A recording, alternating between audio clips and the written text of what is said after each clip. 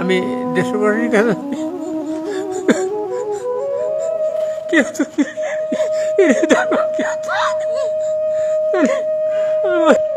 এখন তো আমার পরিস্থিতি ভালো নবাদান। এখন আমি বহুত কষ্ট করছি, এখন তো চিকিৎসা করার মতো সামর্থ্য আমার নাই, আমার ছেলেরও নাই। কি চিকিৎসা করবো? আমি দেশবাসীর কাছে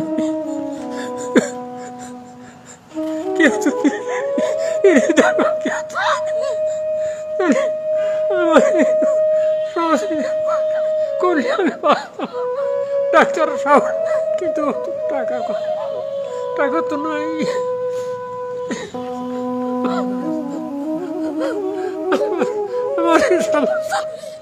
আমি কত কনটে কিছু নাই। দেশবাসীর কাছে কিছু সাহায্য আবেদন করতেছি, যদি কোনো হৃদয়বান ব্যক্তি থাকেন আমার সাথে যোগাযোগ করবেন। আমি কোনো জায়গায় চাইতে পারবো না। ঢাকা নিলেই মূল লোকের টাকা যাবে, অত টাকা আমি দেবো থেকে, আমার টাকা দেওয়ার মতো সামর্থ্য নাই। আপনারা যদি আমার একটু সহযোগিতা করতেন তাহলে হয়তো আমি আল্লাহ বাঁচাইতেও পারে আমারে, যে রোগ আমার ধরা উঠছে। এখন তো আমি করাই না, চিকিৎসা করার মতো কোনো টাকা জমা নাই যে আমি এই তোমার বেঁচে চিকিৎসা করবো।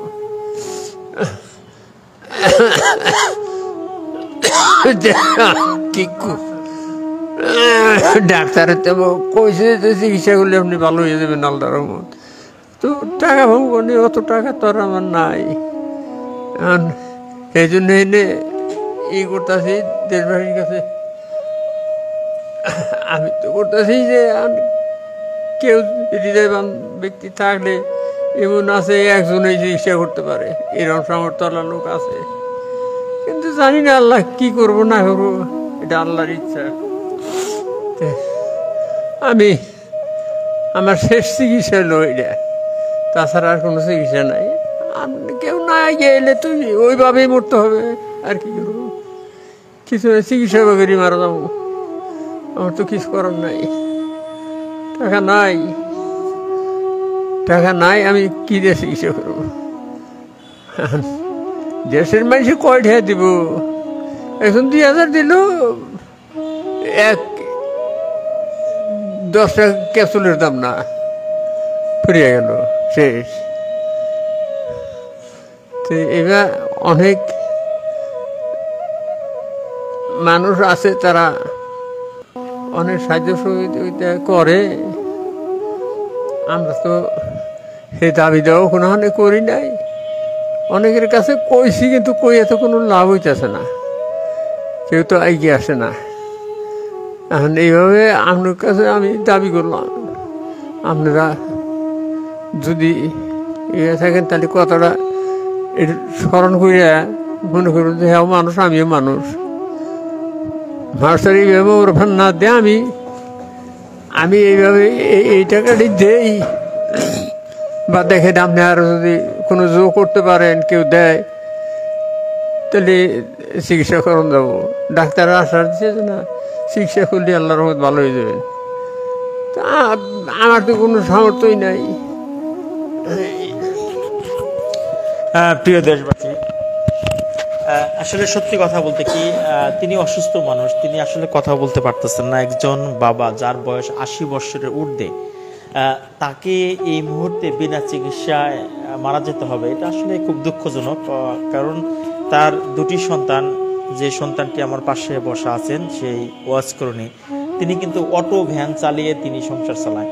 আর অটো ভ্যান চালিয়ে বাবার চিকিৎসা, মায়ের চিকিৎসা করা কোনোভাবেই সম্ভব না। আর যে চিকিৎসাটা, এটা কিন্তু খুব কঠিন একটা চিকিৎসা, কারণ মরণবাদী ক্যান্সার, এই ক্যান্সারে কিন্তু চিকিৎসা করলে ভালো হয়, কিন্তু সেটা মোটা অঙ্কের টাকা লাগে এবং অনেক টাকা পয়সার দরকার। আর এত টাকা ছেলের পক্ষে সংগ্রহ করা অনেক কঠিন, কঠিন বলতে সম্ভব না, কারণ তাদের জমি জমাও ওইরকম নেই, যেহেতু অটো চালিয়ে খায় তার পক্ষে কোনোভাবে সম্ভব না। আমি ছেলের কাছে আবার একটু শুনবো।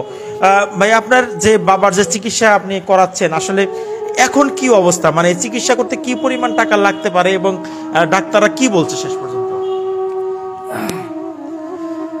চিকিৎসা করানোর জন্য কি পরিমাণে টাকা লাগবে সেটা আমরা সঠিক করে বলতে পারবো না, কিন্তু ডাক্তাররা আশ্বাস দিছে যে আমার বাবারে চিকিৎসা করালে তিনি সুস্থ হবে, ঢাকা বক্ষবিধিতে রিভার্ট করে দিছে। কিন্তু ওইখানে গেলে তো অনেক টাকার প্রয়োজন, লোকের প্রয়োজন। তো আমরা তো এখন অপারগ, আমরা একই ফ্যামিলি থেকে 2 জন লোক অসুস্থ, এবং আপনারা দেশবাসীরা সবাই তো দেখতেছেন আমার বাবারে, উনি তো অনেক বৃদ্ধ হয়ে গেছে, তারপরে অনেক রোগের তারে ধরছে, ক্যান্সার হয়েছে, ফুসফুস ক্যান্সার, তার ফুসফুসে 5 লিটার পানি ধরা পড়ছে, 1.5 লিটার বাইর করা হয়েছে, এখনো 3.5 লিটার পানি আছে। আসলেও এই অটো চালিয়ে দুইটা রোগীকে চিকিৎসা করার মতন সামর্থ্য আমার নাই। এখন দেশবাসীকে একটা কথাই বলবো, আপনারা দয়া করে আমার বাবার জন্য সাহায্য সহযোগিতা করবেন এবং আমার বাবার সাথে যোগাযোগ করার চেষ্টা করবেন। আপনার ফোন নাম্বারটা?